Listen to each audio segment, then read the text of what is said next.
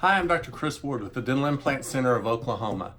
The question that I want to address today comes in all the consults where we have patients come in and we're talking about full mouth fixed restorations where the teeth are restored to replace the smile that they once had or never had, but it also gives them a situation where the teeth are in the mouth, they're solid, they don't come in and out. The dentist that either us or the dentist that we work with can take them out to clean them for maintenance, but it's a fixed situation. But the question is, what type of materials are available and what type of materials should I use for a specific situation? With fixed restorations at this point, there's primarily three different materials that are in the industry right now. The first option, which is probably was a more common option, I would say 5 years ago.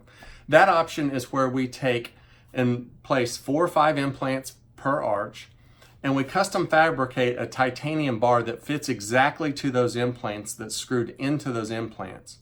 That bar then is wrapped with acrylic, and then we use the best denture teeth that we can, and basically we fabricate or process a denture over this bar so that when it's screwed in, it's solid, it doesn't move, you can eat and chew with it.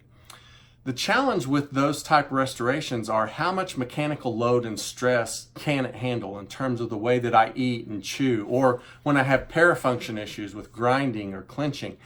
How much stress can that sort of appliance handle?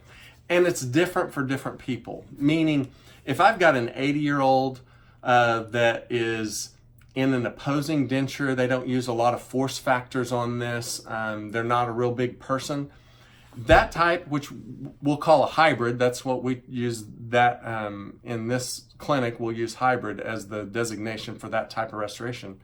When we use a hybrid, that's a great indication for that, because using that material, the advantage is it saves money because there are less laboratory expenses, there's less involved in the process to make that type of prosthesis. It's not a great indication for a person who has really strong biting forces, chewing forces. They're a younger patient that's going to want this thing for the next 30, 40, 50, 60 years. Then we get into something where the material itself over time, the way that the teeth are attached to the acrylic, there's flexing that goes on with that all the time when we're eating, chewing, grinding. Well, how many flexes can that handle before it ultimately fatigues? Typically, I'm going to tell a patient that chooses that you can plan on some general maintenance, whether it's once a year, once every 5 years. There's just certain things that are going to happen with that flexing. And depending on how much force that you flex that to, you could break a tooth off, which is the most common thing that I see. Those can be repaired. It's really more of the issue of having to deal with the maintenance of trying to go without the teeth or with a temporary while we're waiting on it to be repaired. And it's more of the hassle with that than I've ever seen where we couldn't repair what you once had. So it's a great solution and a given indication. I think at this point, the industry has really moved more towards zirconium, which is basically a powderized metal that's heated up to 1550 degrees centigrade and held there for a couple hours. So this thing is super hot and melt. It actually shrinks exactly 25%. So at the end of that, the prosthesis is very, very strong, looks beautiful, looks like teeth. I call it the tank. It's just one of those things that from a force factor, we tell patients you can pretty much go eat what you want to eat if that's your choice. Now, again, there are factors with it. It's going to be a more expensive option when you choose the full arch zirconia. The thing about zirconia versus acrylic is the zirconia is better against the tissue. The tissue is healthier when it has zirconia against it. The surface is smoother. I can make those type of prosthesis smaller so that it feels more like natural teeth because it's so much stronger. But those are the two primary things. The other thing that I'm seeing in the industry now is you can actually print teeth, or you can mill a PMMA that we have traditionally used as a temporary material.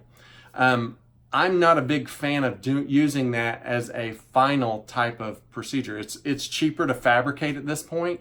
It can look decent. It doesn't look as good as the zirconia or the hybrid, but it can look good. but it's going to break down and it's going to discolor. And then as it's breaking down, when it breaks, the problem is the supporting structures, the implants are compromised. And the way that the implants do well is that all four or more are connected together. And that four-legged stool, as I've spread those anchors out, it gives it much more stability when it's working together. If it cracks or breaks, and now I'm just using one side of it, well, now the cantilever is different and the levers are different. You can put a tremendous amount of force on that, which can cause problems, and it can ultimately lead to losing implants. So I'm not a big fan of that. I'm seeing it in the industry now. So just so that you know, those are the primary materials that we have for fixed solutions. And I think with where the industry is going, it's getting better and better. We're using less materials and we're maintaining costs the best that we can so that we can get you in fixed teeth. I hope that helps. Thanks.